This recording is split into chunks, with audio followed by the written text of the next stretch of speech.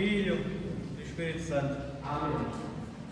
Queridos irmãos e irmãs, acabamos de ouvir o Santo Evangelho segundo o Apóstolo Evangelista São Mateus. Hoje, que é o 12º domingo depois do Pentecostes, e como é normal todos os domingos ouvirmos a Palavra de Deus e nos alimentarmos então da Palavra de Deus e não só do alimento físico que nós precisamos diariamente, mas necessariamente precisamos ainda mais do alimento espiritual, que é a Palavra de Deus, que nos nutre, que nos frutifica todos os dias, para então conseguirmos ir lutando nesta vida temporária, tentando nos aproximar o máximo possível daquilo que é Deus. E vimos na imagem da Santíssima Virgem Maria, dos santos mártires, dos apóstolos, dos pregadores, que isso não é impossível para Deus, como acabou hoje o Evangelho, em que Cristo, respondendo aos discípulos, disse: tudo aquilo que para o homem é impossível, para Deus é possível. E então, queridos irmãos e irmãs, como Deus nos criou do pó da terra, como Ele não poderá ressuscitar a nós, pó que adormeceu, com a esperança da vida eterna. E é essa vida eterna que hoje ouvimos no Evangelho, uma conversa muito interessante entre um jovem rico e o Mestre Divino, em que o jovem rico pergunta ao Senhor o que é que ele deveria fazer para ter a vida eterna. Então Cristo responde-lhe, segundo aquilo que é os mandamentos dele próprio: não matarás, não farás falso testemunho, honra pai e mãe, não cometes adultério. O jovem disse que tudo isso observava desde tenra idade. Mas ao dizer isso, o jovem vangloriava-se e achava que realmente já fazia muito, não é? Porque seguia os mandamentos. Mas ele fazia isso e tinha essa particularidade de seguir os mandamentos à risca.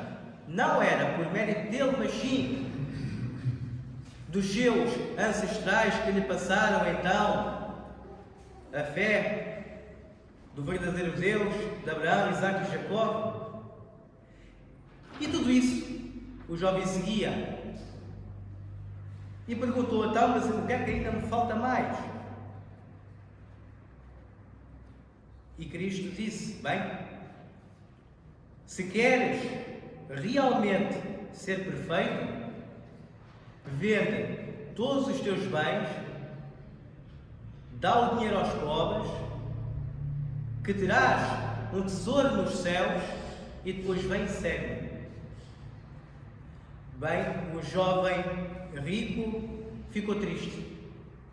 Ficou triste porque realmente ele tinha muitos bens, era muito rico, e o apego às coisas e à riqueza que ele tinha era muito.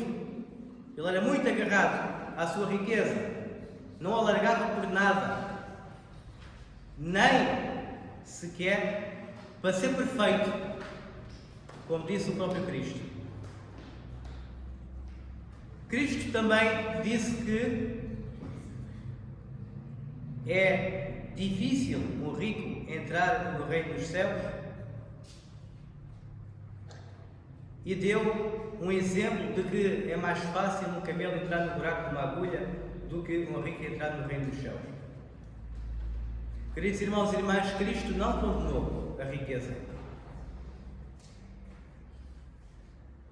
Cristo não condenou também a pobreza. Nem os ricos, por terem dinheiro, têm já a sua condenação feita, nem os pobres, que nada têm a salvação garantida. Porque, queridos irmãos, tudo depende da maneira como nós lidamos com a nossa riqueza ou com a nossa pobreza. Então, a pessoa que é muito rica e que tem uma grande riqueza não é por mérito dela, é pela misericórdia de Deus que concedeu a riqueza a essa pessoa, para que essa pessoa agarre nessa riqueza e crie uma riqueza ainda maior para si espiritualmente, alimentando os que mais precisam, ajudando os pobres, retirando para si só aquilo que é o essencial, o necessário para se viver com dignidade. Porque todos os sapatos a mais que a gente deixa dentro da sapateira não de marisco, sapateira onde se vai dos sapatos, tudo que a gente tem lá em excesso é de alguém, é de algum pobre que precisa deles. Se a gente tem roupa ou desbaratado, realmente pode haver lá roupa que é de alguém que está a necessitar e nós não conseguimos ver isso com os nossos olhos espirituais e ver que a riqueza que Deus deu é para ser compartilhada ao nosso próximo e a quem mais precisa.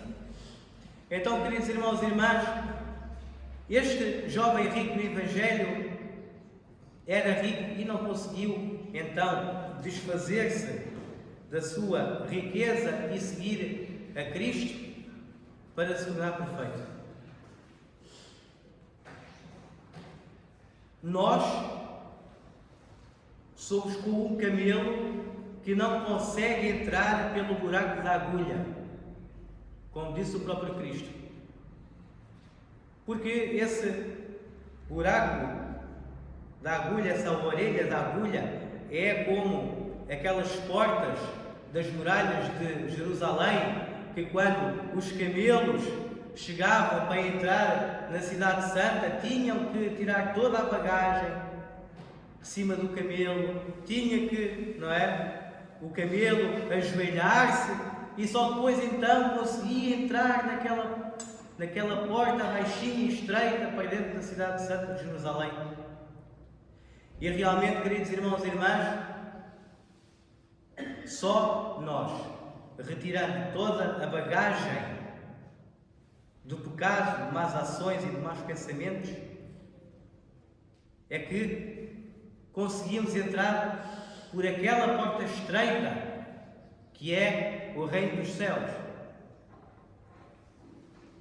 E essa porta estreita realmente é necessário para nós, porque sem essa porta não conseguimos a vida. Porque sem Deus não há vida. E o nosso sofrimento na vida futura, quando partirmos daqui, esse sofrimento vai ser a realidade sem Deus. Vai ser essa realidade de nós rejeitarmos então o amor e a misericórdia de Deus e não querendo arrepender dos pecados e trazer toda essa bagagem de cima das nossas costas para podermos entrar no reino dos céus. Então, queridos irmãos e irmãs, este jovem, ainda que jovem, se calhar não tinha ainda maturidade, como muitos jovens de hoje em dia, para realmente se despegar a tudo aquilo que é material e não fazermos da nossa riqueza, do nosso carro, da nossa casa, do nosso até trabalho, fazermos dessas nossas riquezas pessoais o nosso ídolo, o nosso Deus, O problema, queridos irmãos e irmãs, é que retiramos Deus das nossas vidas e colocamos no lugar dele o dinheiro, que é mais importante.